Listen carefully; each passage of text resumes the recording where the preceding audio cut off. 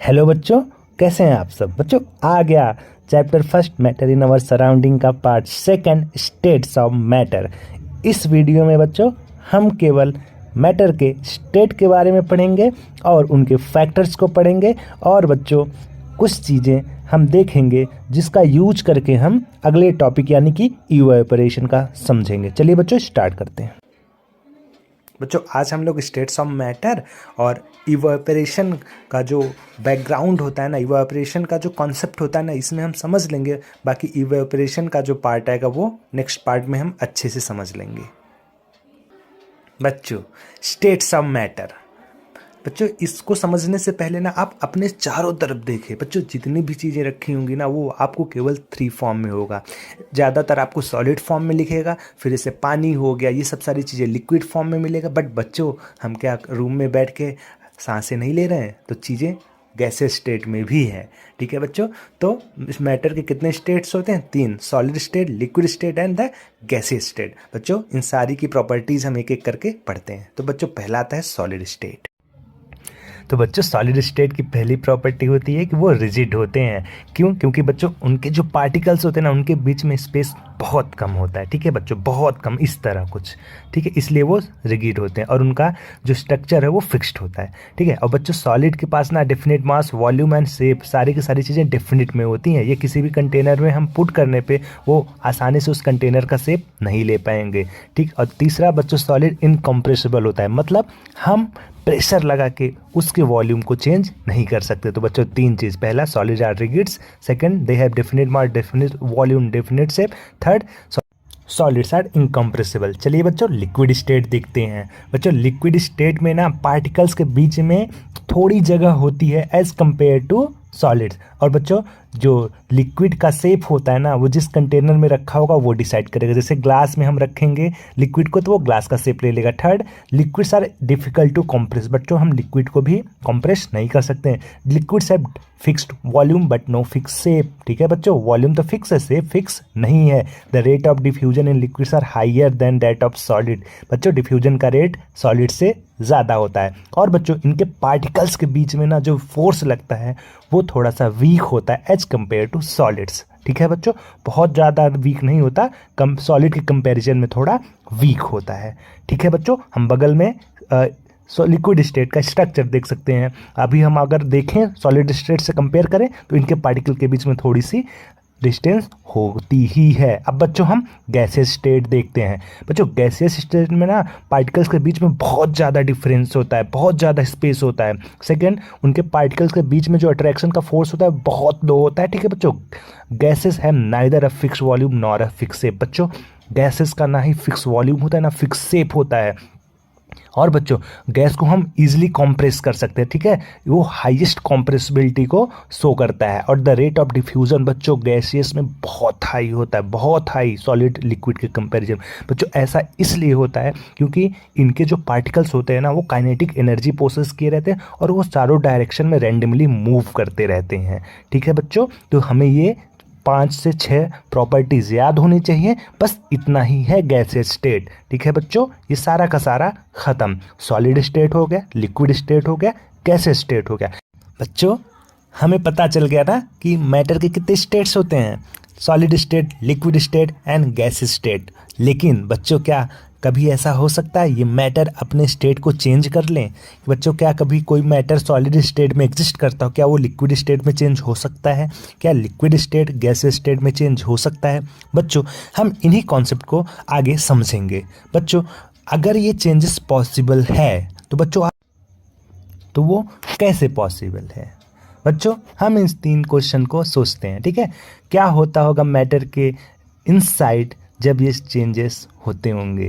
ठीक है बच्चों, second what happens to the particle of matter during the change of state and third बच्चों how does this change of state takes place. बच्चों आगे हमें इन सब क्वेश्चंस का आंसर मिलेगा। तो चलिए एक एक करके देखते हैं। तो बच्चों अब हम कुछ फैक्टर्स पे बात करने वाले हैं। 2 ही फैक्टर हैं। पहला फैक्टर होगा इफेक्ट ऑफ टेम्परेचर, सेकंड होगा इफेक्ट ऑफ प्रेशर। तो बच्चों इफेक्ट ऑफ टेम्परेचर क्या होता है? बच्चों जब हम टेम्परेचर को इंक्रीज करेंगे ना किसी की सॉलिड के तो उसके पार्टिकल्स ना काइनेटिक एनर्जी उनके पार्टिकल्स की भी इंक्रीज हो जाएगी और रिजल्ट क्या होगा बच्चों, उनके पार्टिकल्स बहुत ग्रेटर स्पीड में मूव और वाइब्रेट करने लगेंगे। वो इतनी तेज मूव और वाइब्रेट करने लगेंगे कि उन पार्टिकल्स के बीच में जो फोर्स ऑफ अट्रैक्शन था ना वो ब्रेक हो जाएगा, और जब ऐसा होगा तो उनके पार्टिकल फ्रीली मूव करने लगेंगे। और इस कंडीशन पे एक स्टेज रीच एक्वायर्ड हो जाएगी जब सॉलिड मेल्ट होकर लिक्विड में कन्वर्ट हो जाएगा।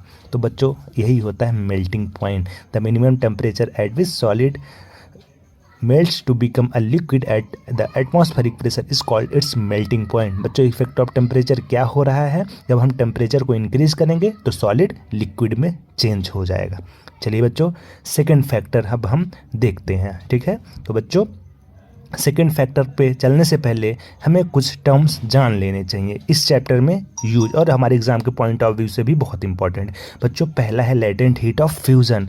ये क्या होता है बच्चों, amount of energy that must be supplied to solid substance in order to trigger a change in its physical state and convert into a liquid। बच्चों कुछ amount of energy required होती है जिसकी वजह से solid substance liquid state में change हो जाएगा। सेकंड बच्चों boiling point, the temperature at which a liquid start boiling at the temperature atmospheric pressure is known as its boiling point. बच्चों किसी भी एटमॉस्फेरिक प्रेशर पे वो टेम्परेचर जिस पे लिक्विड बॉयल करना स्टार्ट करते हैं उसको हम बोलते हैं बॉइलिंग पॉइंट।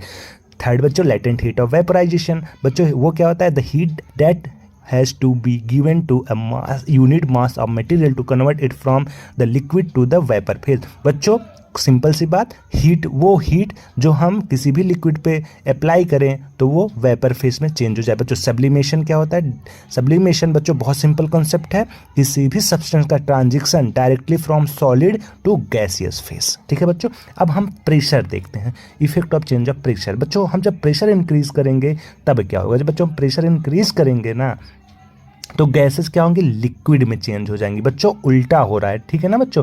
अभी क्या होता था, लिक्विड गैसेस में चेंज होती थी, अब प्रेशर इंक्रीज करने पे क्या हो रहा है, गैसेस लिक्विड में चेंज हो जा रही हैं, ठीक है।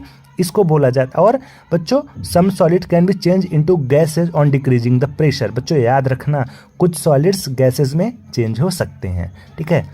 अब बच्चों ये होता क्यों है, क्योंकि बच्चों इनके जो पार्टिकल्स हैं ना उनके बीच में जो लॉट्स ऑफ स्पेस है वो क्या होता है, इस फोर्स को अप्लाई करने, इस प्रेशर को अप्लाई करने पे ना वो पार्टिकल्स एक दूसरे के क्लोज आ जाते हैं, और क्लोज आते ही क्या हो गया बच्चों, उनके स्टेट में चेंज आ जाएगा, ठीक है बच्चों। तो याद रखना हम प्रेशर को भी चेंज करके हम किसी भी मैटर का स्टेट चेंज कर सकते हैं, चाहे वो गैसेस से लिक्विड में करते हैं, चाहे सॉलिड्स को गैसेस में चेंज कर सकते हैं। बच्चों एग्जांपल के तौर पे आप देखिए सॉलिड CO2 क्या होता है बच्चों, इसको हम बहुत हाई प्रेशर पे स्टोर करके रखते हैं, ठीक है बच्चों। सॉलिड स्टेट CO2 ये होता है वो डायरेक्टली कन्वर्ट हो जाता है गैसियस स्टेट में जब हम प्रेशर को डिक्रीज करते हैं, और लिक्विड स्टेट में नहीं जाता, डायरेक्ट सॉलिड से गैसियस स्टेट में चेंज हो जाता है। और इसी रीजन से सॉलिड कार्बन डाइऑक्साइड को हम ड्राई आइस भी बोलते हैं, ठीक है बच्चों। ये हमारा रहा कॉन्सेप्ट। बस बच्चों ये इन्हीं सब कॉन्सेप्ट पे बेस्ड होता है इवेपोरेशन, हम उसको देखेंगे अगले वीडियो में या अगले टॉपिक पे, ठीक है बच्चों। अब बच्चों हम इतना पढ़ने के बाद हम एक कंक्लूजन पे आ गए। बच्चों वो कंक्लूजन क्या है, चलिए देख लेते हैं उसको भी बच्चों। वो कंक्लूजन है, अब हम ये कह सकते हैं किसी भी मैटर का जो स्टेट है, किसी भी सब्सटेंस का जो स्टेट है वो कौन डिटरमाइन करता है बच्चों, प्रेशर और टेम्परेचर वही डिसाइड करते हैं कि वो मैटर सॉलिड रहेगा, लिक्विड रहेगा या गैसियस रहेगा। बच्चों यहाँ स्टेट्स का इंटरचेंज दे रखा है, आप लोग देख लीजिए। जब सॉलिड से लिक्विड होता है तो उसको हम फ्यूज़न बोलते हैं, और लिक्विड से सॉलिड होता है तो उसको बोलते हैं सॉलिडिफिकेशन। बच्चों ये सारी चीज़ें एक एक करके आप लोग समझ लीजिए। बस बच्चों इस वीडियो में इतना ही, मिलते हैं इवेपोरेशन के साथ अगले वीडियो में।